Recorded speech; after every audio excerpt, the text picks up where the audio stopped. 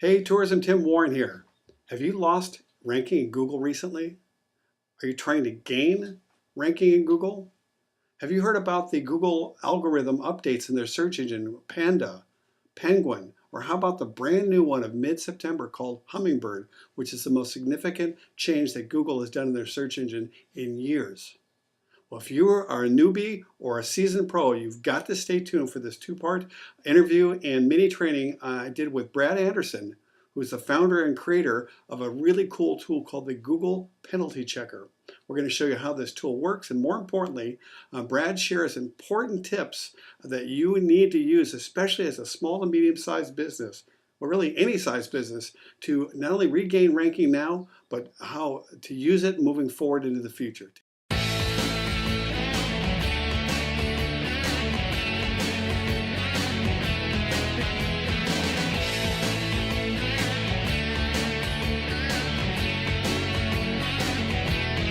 Hey, good day, folks. It's Tourism Tim Warren here with Travel Business Success and another exciting episode of Tourism Marketing TV. Have you lost traffic in Google in the last year and not sure what happened? Have you been confused about this Panda and Penguin updates and just not really sure what it means?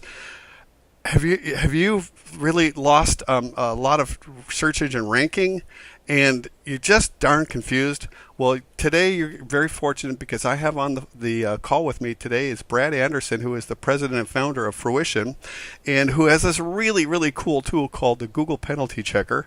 And Brad's going to walk us through it a little bit. He's going to show us what this means to your site and how you can utilize this to start regaining some of your ranking, some of your traffic, and come out smarter and more in line with Google. Good morning, Brad.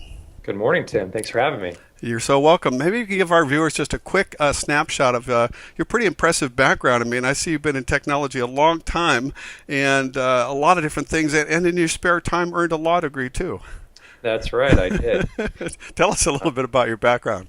Yeah, I back in the 90s in the dot-com boom, I started a small e-commerce company, and to compete, being a young kid, to compete, I really had to understand SEO. And it was really before SEO was even an industry, or it was really kind of frowned upon. People thought it was shady, and really you're just building sites that people like.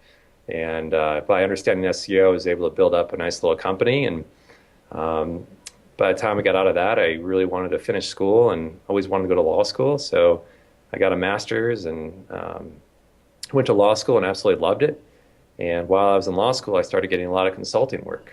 People just knew that I really understood internet marketing and SEO and web development. So by the time law school was up, I had a nice little business, and here we are with Fruition 10, 11 years later. Very good. Well, it's your background in SEO really shows up strong on your website in Fruition, as well as the Google Penalty Check we're going to look at a little bit. Let's face it, Google, you cannot be online and be advancing, whether it's organic or PPC, without having some understanding and appreciation for the great Google God. So maybe you could tell us a little bit about some of the Google's algorithms and what they are and recent changes, and why that's important for a tourism business and search results. Well, that's quite the heavy question there that we could talk about for a long time, but I'll focus on the most recent update. That was Hummingbird. Hummingbird started out, we first picked it up the day it came out in August, and what we noticed is that it really impacted small websites first. So websites that maybe even were designed really well, but didn't have a lot of pages. They typically had less than 10 pages on it. So a lot of landing page type sites, they were impacted very negatively. And at first, Google didn't really say anything about it. They just, the only hint of an update from Google was a small tweet from Matt Cutts that said, hey, if you have a small website, we created a form if your site's not showing up well. And that was it. And then a month later, Google had a big announcement that Hummingbird was released, and it was one of the biggest, if not the biggest, updates in Google's history. We didn't see that big of an impact across sites that we monitor. It was more, again, small sites were impacted, and how search results were organized was also significantly impacted. How that impacts the tourism industry, it comes down to site quality. I'll be harping on that throughout this discussion, but site quality is really what users want to see and how you get the best results and the biggest bang for your buck. A lot of I would say probably the majority of the businesses that track me and watch this show are small to medium-sized businesses. They're tour operators, they're lodges, resorts, travel agents. They are the model of often that small site that you talk about. And they may have been very localized, very focused on their particular destination or type of tour. And they did well for a while, but a lot of them really been hit, and kind of really wonder why. I'm looking at some notes that you sent over, and you mentioned something about that localization and personalization are becoming more important. Tell us a little bit more about what that means. Yeah, that's exactly right. So you have to consider social now as a part of SEO. And it's not just because it impacts Google's algorithm, or they have social integrated into their algorithm, but it's the personalization of search results. So a local tour operator, if they're focused on one area, say Chico Terra, or somewhere that they really focus on, if they really connect and have a really good social presence with their existing customers, potential customers, they will start appearing higher in organic results for related searches, not only for themselves or their customers, but also for people that are similar to their customers. So organic search results aren't just one ranking and that's it. It's not that simple anymore. So the social component is critical to SEO, especially for a small to medium-sized business. So when you reference social, we're talking about so people should have all the social sharing and add this buttons on their site and really encourage and engage their visitors as much as possible. Is that correct? Is that what you're saying? That's correct, but you have to think of it at a little deeper level. You have to pull away the skin of it, pull away the skin of the sharing. What's really going on? And it's a sign of trust to Google if content is shared from your site, if it's shared on Facebook, if someone's a repeat visitor to your site. You have to look at the data that they're collecting with this. Google can connect and get data from so many different sources, from Android operating devices, from Chrome browser, from their Chromebook, from Google search toolbar add-on. Anywhere where Google get this data, they're going to use it and use it in their algorithm. So you have to think about G Plus, for example, and Google Plus. Are you getting all your customers to add them to their circles? And essentially, that's like a circle of trust. Mm-hmm. And these things are becoming more and more integrated within the organic algorithm and the search results. So, eventually there probably won't be any free search results. It'll be social and paid, mm-hmm. And then video and images. So it's really important to be impacting the data that you can control on your site and on your social profiles. Mm-hmm.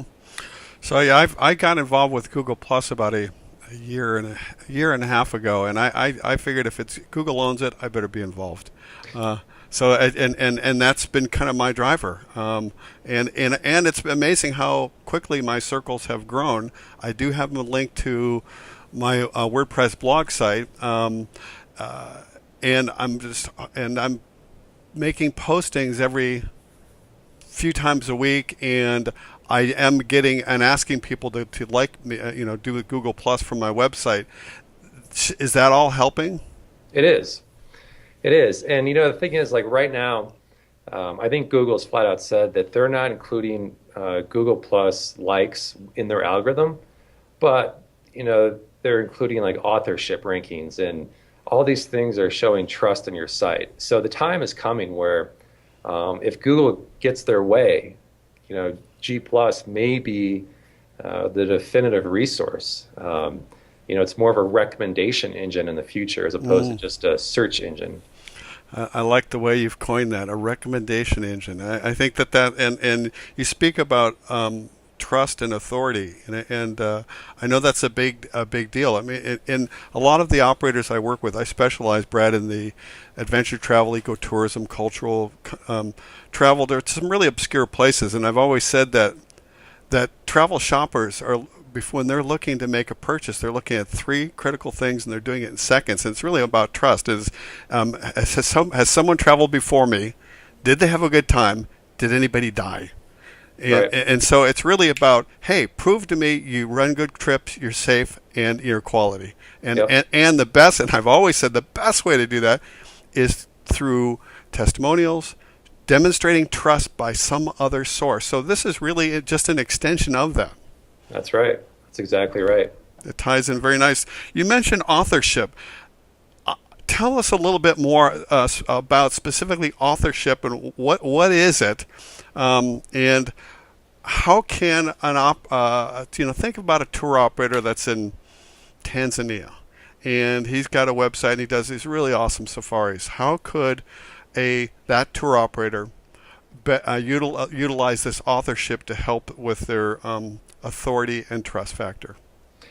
Well, that's great. And it's actually pretty simple to use for a small business. Google provides nice tools that you can just put a little bit of code on your site and all of your blog posts and pages on your site, and essentially just tells Google that Tim wrote this article. And as you build up trust with it, and people like the articles that you read, so the usability of your site is good, and people aren't bouncing when they hit your articles, you're going to start appearing in more and more search results. So, if they're an expert, let's use that tour operator the safari operator in Tanzania. They're no doubt an expert on wildlife, travel in Tanzania, things to do. They should be putting out useful and helpful content to educate and enroll and inform their visitors on their website, shouldn't they? That's exactly right. That's critical. I've always I've been telling people for a long time is that, hey, you're an expert in your field or in your sport or your region, and everybody has the same same questions when they come. They don't know anything. They're looking for some expertise so that they're going to have a good time and not die. And so that they should be putting out these articles. So what do you have? Do you have a publishing frequency that you recommend? It really varies, and you have to look at the purchase decision for the services you're selling. So if you're selling a trip to Tanzania, how long ahead of time people start planning that trip? Is it a year? Is it 9 months? And you have to get the people into it's really life cycle marketing. Get them in at the point when they're first making the decision, and then follow up with them to ensure that they convert and purchase from you at the right time when they're ready to book that trip. Mm-hmm, mm-hmm. And what about when you publish that article on your site? What do you recommend about linking it to the various social media sites like Google Plus or Facebook or other places? Yeah, it's critical. One thing you could do is do a really detailed guide on that, and provide half of it for free, and then if they're interested in the other half, make them provide an email. Just put a little opt-in wall there, and that way you can connect with them, and people are willing to share if you're giving them something very valuable. Mm-hmm. Boy, that's a really good point, Brad. I'm glad you brought that up. You and I think on a lot alike. I've been preaching to people for years is that the vast majority of people's traffic is coming to the website, leaving it. And that so many people are not capturing that lead, and by providing valuable, useful information, not trying to sell them anything, but just sharing your expertise, much like we're doing today. Yep. Helps people understand that you're an all right person, you're experienced, and that you've got something valuable to share. What we talked about Brad doing was doing it as a two-part interview, and I want to take you over and I want to show you this really cool Google penalty checker that Brad and his team have developed, so you can see for yourself. And I'm going to have show notes on this. So we're going to stop the video recording for a second. I'm going to go over to a different piece of technology, and we're going to try to record it there and see how that works. So we'll stand by, Brad. Okay, hey, we're back, and now you can see we are now at Brad's site, Fruition, Internet Marketing Expertise, and we are at the Google Penalty Checker that I mentioned earlier. And what we thought we would do is I want you guys to know that I am is not only a teacher of tourism marketing, but I'm a constant student, and I'm constantly trying to learn things and from people, and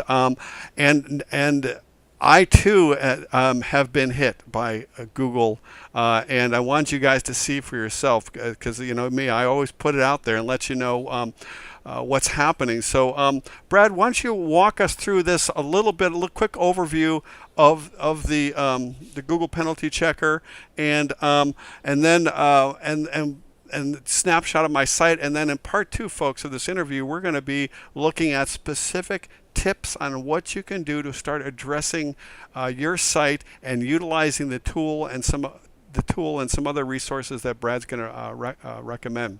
So, Brad, why don't you do just a quick walkthrough of what we're looking at here? Yeah, so this is the dashboard page for the Google Penalty Checker. And what you're seeing here is just a visualization of data on how your website was impacted. So what we do is we connect with your Google Analytics data that you provide us during the sign up. And with that, we pull out organic visits. We pull out the quality of traffic. So we're looking at bounce rates. We're looking at overall traffic changes and about 4 other different variables that we've worked into a statistical test that tells us if you were indeed impacted by a particular Google update or not.